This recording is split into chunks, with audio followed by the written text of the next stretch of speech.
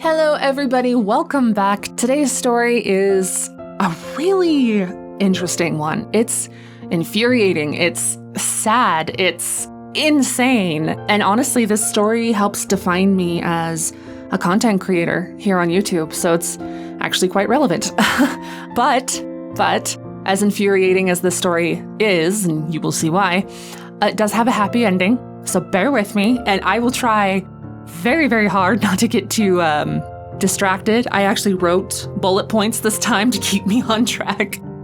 So let's dive in. It was 2011, 2012. I was living in a dorm in a university in my home state. I already received my associate's degree by that point, and so I was just pursuing my major, which was English, because growing up, the only thing I ever really truly wanted to be was an author. I wanted to write my own fiction novel. And I figured as a young adult that if I studied English, I could learn, skills in editing and skills in being able to bring that dream a little bit closer. So I was very passionate about what I was doing. And it was about the second year into the major that I saw advanced creative writing as one of the courses I could take. And when I read the description, it said it was sort of an open forum class where you would submit pieces of your literature, and then your peers and the professor would then go over it and give you constructive criticism in class. So truly, it would just help you to better your craft. So this is perfect. This is everything I wanted in a course. I was beyond excited. First day we get there, I was really surprised because the professor was what I would consider to be very young. She was a cute little blonde skinny girl, somewhere in her 30s, and she was the kind of person that wore like the stereotypical professor clothes, especially back for like the 2010s fashion. And then, always had very nice jewelry and always had very nice makeup. Like she took herself seriously, and that's not a bad thing. That is not a bad thing at all. In fact, it made me feel pretty confident because I figured if she's a little bit more on the young side, then maybe she can relate to me and what matters to me and be able to truly help me as an aspiring author. But one of the things that stuck out to me on that first day was that she tried to make the class understand that she was the perfect professor to give this course because she was being published by a legitimate publisher. She wrote a story about a girl and her pet horse. Not kidding, irony is palpable. But it hadn't been actually, produced yet. It's not out on the market yet. She's gonna give us all the best advice because she made it, and so therefore she must just know everything that there is to know about being published. Then she went over what we can expect from the course. There was gonna be 3 different literature submissions per person, and they needed to be within a certain amount of words, and they needed to be your own original work. You'd post it online, people would read it. They had the option to leave a little comment if they wanted to, but that wasn't necessary. And then you'd be prepared to discuss it in class. And it was basically a participation sort of grade, if that makes sense. And it would happen 3 different times. You weren't allowed to use the same piece multiple times. Like if you were writing a novel, you could do 3 sections of your novel, but you couldn't rewrite or try to fix the first submission. So for me, that was perfect. Again, I keep setting this up as it was perfect.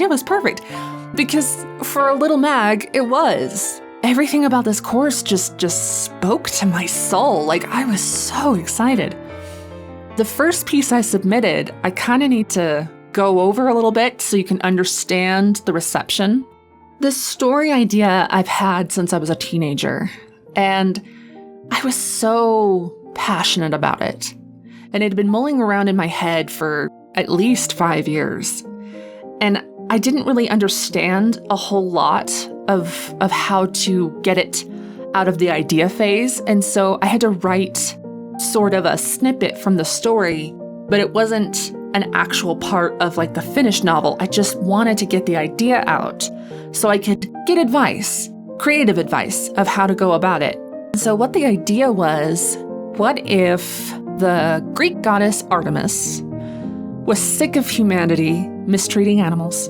And so for a specific island where animals were mistreated the most, she cursed the inhabitants of that island.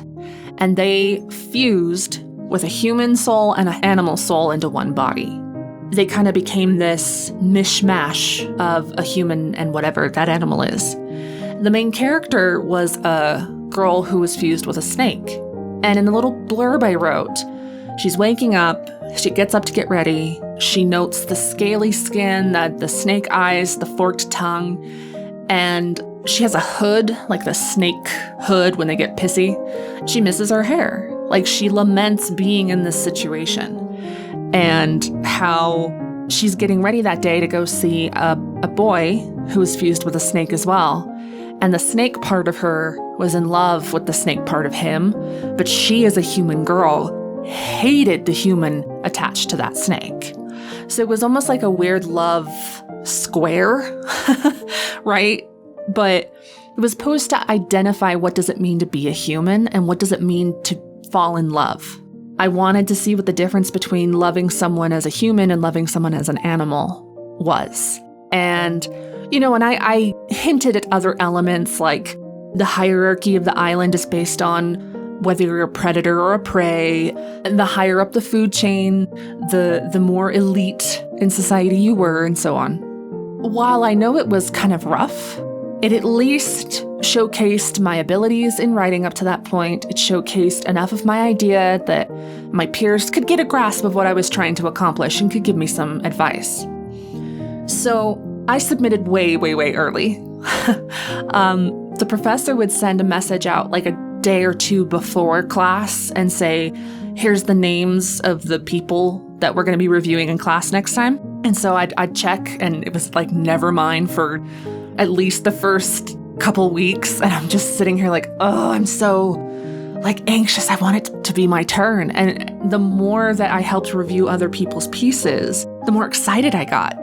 We didn't have to leave comments on their stories digitally, but I always did because I wanted that in return. And I learned so much. I learned so much from their pieces and their writing styles. And as bad luck would have it, I was lumped in for the last day before the second round. It was kind of disappointing because usually in the hour and a half of class time, we would review 2 stories. But for the last one, I guess they had 3 people. So I was like, my time's going to be cut a little short because I have to share it with an additional person, but that's okay. It's still an hour and a half. That's still 30 minutes of time that people can give me some kind of advice and such. When I submitted, like when people started reading the piece, I got a couple of comments digitally, kind of nice platitudes, but nothing really constructive criticism, right? It was just a lot of, oh, this is cool. Can't really do a whole lot with that critique, but what can you do?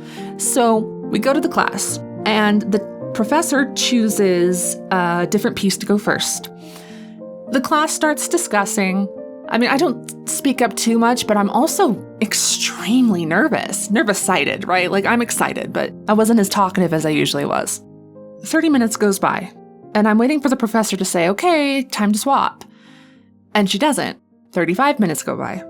And I'm just thinking, okay, we're cutting into my time now. Let's keep a move on. 40 minutes go by, and she finally notices, oh, okay, we need to stop talking about this story now. So I'm doing the math, right? I'm doing the math in my head, and I'm like, that's 25 minutes now that I have for my piece versus everybody else who got 40 or 45 minutes. God, that's half the amount of time. That sucks. Like, oh well, just grin and bear it. Maybe you won't need as much discussion. The next story she picked to do was not mine. So that added to the anxiety right there. I was guaranteed to go next. And so, it's the sort of that buildup, that anticipation and that anxiety of like, oh my gosh, I'm next. Oh no, I'm next. Remain calm. So the discussion of his piece went on for the 25 minutes. And then it went on for 30. And I'm like, okay, now there's only 20 minutes left for my piece. Then it went on for 40. And I'm like, you know what? This is fine. maybe she forgot that there's going to be 3 today, and so she's just going to lump mine in next time. It was very disappointing, but I kind of let it go. 5 minutes before class was over, the professor suddenly stops the discussion and says, okay, we need to move on to the last one. I remember I just kind of sat there and was thinking like, she can't be serious. There's 5 minutes. There's literally 5 minutes left. So she starts the discussion by ripping it apart. I can't give you word for word, but it was definitely something along the lines of, I don't like this idea. It's too convoluted. It's too complicated. You'll never be able to tell a story this way because your audience will never know what's going on or who's feeling what because they're 2 different souls inhabiting the same body. It's confusing. The main character comes off as incredibly vain. When she's talking about how much she misses her hair, it comes off like she's self-involved and she's selfish. And so she just comes off as very unlikable. And honestly, I just think the idea as a whole is flawed. She probably took a solid 2, maybe 3 minutes to rant about how awful it was and left 0% of it to constructive criticism. There was no, I didn't like this, so why don't you try this? It was just purely negativity. She'd never done that before, not to any other piece in that entire class. With 2 minutes left, as a classmate, are you going to follow up your professor's review by contradicting her? I mean, really, if you think about it, why would you raise your hand and say, oh no, actually, I really like the idea and here's why? No, of course not. You're going to echo her sentiment. So there was just a whole lot of mumblings of, yeah, I didn't like it, I didn't get it, yeah, blah, blah, blah. You know, and not a single one of those passive compliment comments made it into the discussion. No one cared. And then she ended class on time and said, okay, next time we're going to start the second round. I can't even tell you how heartbroken and embarrassed I was. I left the classroom, I went back to my dorm, and I bawled my eyes out all night. I mean, I missed my next class. I was so embarrassed and hurt that it made me physically ill. It was one of the worst feelings I've ever felt academically. And I remember thinking, well, there wasn't even anything for me to work on. There's no point in pursuing this story at all, ever again. As time progressed, the next day, I didn't have that course. It was a every other day, Monday, Wednesday, Friday thing. That sort of just sheer devastation started turning into rage because I wasn't even given a chance. You know, I wasn't given any opportunity, and I almost felt like it was owed to me. I needed something to supposedly improve on, even if they thought it was absolute trash. So I actually went to the professor's office during her office hours. I confronted her, and I said, I really didn't appreciate being disrespected like that. I don't know where I had the balls to do this, but I really did do it. I went to her and I just said, I was extremely upset because I was given 5 minutes and no one really discussed my story. It was just a lot of mumbles and agreements. And I feel like everyone else was afforded the respect of being able to be criticized constructively, and I wasn't. I was angry. But I came off as professionally as possible, right? Like, I didn't go in there to yell at her. In fact, by the time I got there, I felt like crying again. And I remember she said something like, oh yeah, you're right. Like, that wasn't very kind of me to do to you. I promise something like this won't happen again. And I mean, really, what else was I expecting, right? Like, there wasn't an opportunity necessarily for me to, like, make it up to me, right? I think I just wanted to make sure that for the second and the third pieces I submitted that this wouldn't happen again.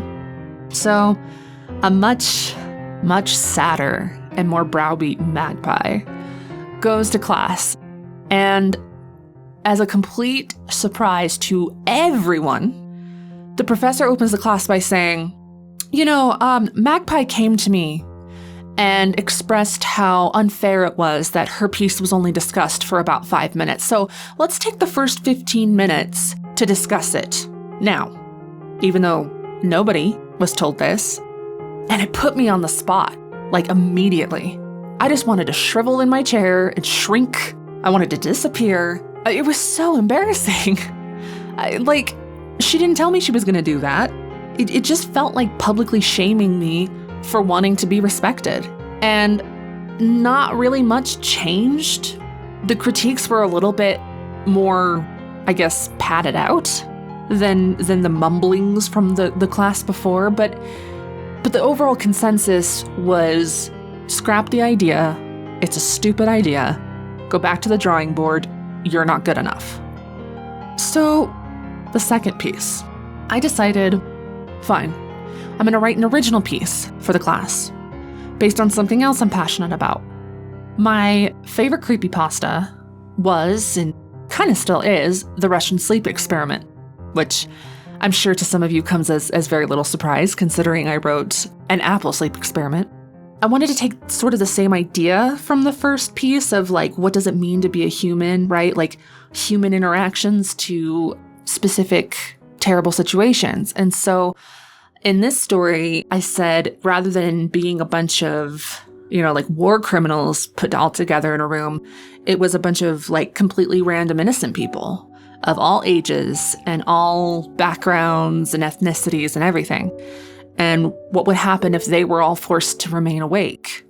How would culture and age and experience affect someone's mental stability? Who would go crazy first? Who would turn violent first? That kind of thing. So it was a precursor to a horror piece. And because we had word count limits, I could really only start to get into the first stages of the psychosis with the characters before I reached the limit. And luckily, this time I was not lumped in with 3 people to have the story reviewed, and when it was in fact my turn, I was first that day. And the professor starts the discussion like she always does. And she goes, yeah, I didn't really understand why I should give a crap about these characters. I don't understand what the point of this story was. None of these characters are they don't stand out to me at all. They're very forgettable. I wouldn't care if any of them got hurt. What's the point of having them all be different? What's the point of having them all be... They're too different. And honestly, I don't know enough about any of them to really give a crap about it. No one would enjoy a story like this. My first thought was, isn't that kind of the plot, to some extent, of Saw 2? I mean, really, it's a bunch of completely different people stuck in a room or in a house trying to make it out alive. Whereas mine's more of a mental degradation than it is you're gonna die if you don't do these things. And I'm just of course I wasn't able to give you very much character backstory. That's not something I want to exposition dump in the beginning. I only had so many words, and giving away all your cards at the first part of your story is stupid. I mean, it's really just stupid. She wanted exposition dump. And I think I finally stood up for myself when people were sort of, once again, echoing her sentiment and just saying things like, well, how am I supposed to get you to care in the first, I don't even remember how many words or whatever it was. And people were a little bit better. They were a little bit more receptive this time around. But I just remember the professor's just overall negativity and bad attitude the entire time. So once again, I left the class and I just fell apart. Maybe it's not my ideas, maybe it's me. Maybe I'm just not cut out to be an author. Maybe I'm just that bad of a storyteller. I just can't. Nobody will like my pieces. Nothing that I think of will ever be good enough. So I decided, you know what? I'm gonna write a story for her, for my professor. I'm not gonna tell her it's for her, but I'm gonna take everything that she's said that she liked about other people's submissions, and I'm going to turn it into something that I think she'll actually give a crap about. I ended up writing a story that of my 3 pieces, I might revisit again. I was quite proud of the concept I came up with for it. It was about a traveling art gallery, or like a specific gallery that would go from town to town for their exhibits. And it was strangely arranged. And you're supposed to go through the story as a gallery attendant, like not attendant, but someone who's going to go and look at the gallery. An audience member, if you will. And as you reflect over the pieces and how they're oddly grouped together, a story starts to form. And only if you're really paying attention would you understand that the pieces all correlate to the story of a murder mystery. And I was able to actually do the entirety of it. It wasn't just a snippet anymore. It was the entirety of it. And at the very end, you know who done it, why they had done it, how they had done it. And I just thought, this has got to be it. This has got to be something that will impress her. There's no characters for her to rip apart. There's no overarching unbelievability to it, right? It's just an art gallery. What can you pick apart, right? At least that's what I thought. So the professor starts the discussion by saying, this author doesn't understand how galleries are set up, doesn't understand how pieces are arranged.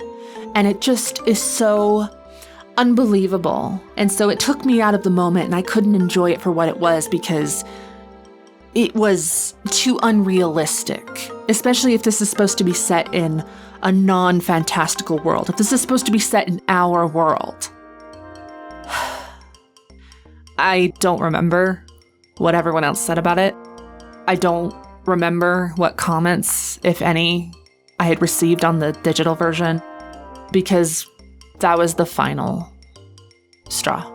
That was the final heartbreak. And I kind of went numb after that. The end of the class, you're supposed to pick one of your stories and edit it towards the criticism you received. I honestly wouldn't go back to that first one, even if you paid me. That one hurt too much. The last one, I didn't know how I could correct it, considering she didn't like the setup, let alone the story. So I had to kind of just stick with the second story, where I submitted a edited version where I exposition dump a lot of the characterization that I wanted to keep a secret or a mystery. Yeah, I just basically said, here's character X, here's what they are, here's what they do, here's why they're here. Here's character Y, here's what they are, here's what they do, this is why they're here. It's just a character analysis at that point. That class affected me so badly. I left that major altogether. I was so crushed. I changed majors. I went into a business major because I thought, I'll never, ever achieve my dream. So I might as well study something that can make me some money. I am too squeamish to go into the medical field, and so business just kind of seemed to be a generic degree that would get me at least some kind of position in the future. I developed a very, very deep depression. And it wasn't until I wrote the fan fiction Princess Trixie Sparkle that I wrote anything again. And that was a gamble, right? It's a My Little Pony fan fiction, and it was written to be an audio drama, and it was going to rely heavily on my ideas and whether or not I could characterize the characters right and whether or not it was a compelling story. It turns out people loved it. Suddenly I went from I can't write at all and I'm the worst author in the world to hundreds and then thousands and then hundreds of thousands of people watching my content, watching something I wrote and enjoying it. It's because of this fandom, My Little Pony, that I've been able to really realize that dream that I thought I had lost forever. And that's why this has a happy ending, because all of the quote-unquote professionals, even if they tell you you're nothing, it doesn't mean that you are. It doesn't mean you stop. You know, I could not tell you what her book was called. I don't even remember her name. I'll be completely honest. That's how traumatizing this experience was. I don't even remember the professor's freaking name. So I couldn't tell you the reception that her pony book got. But I look at the success of Princess Strixie Sparkle, and I like to hold that smugly, that in spite of her sabotaging me at every turn, I still got to be what I always wanted to be. I really appreciate everybody who stuck around to listen to this story because it means a lot to me. Thanks for watching. I appreciate you all, and I'll see you guys next time.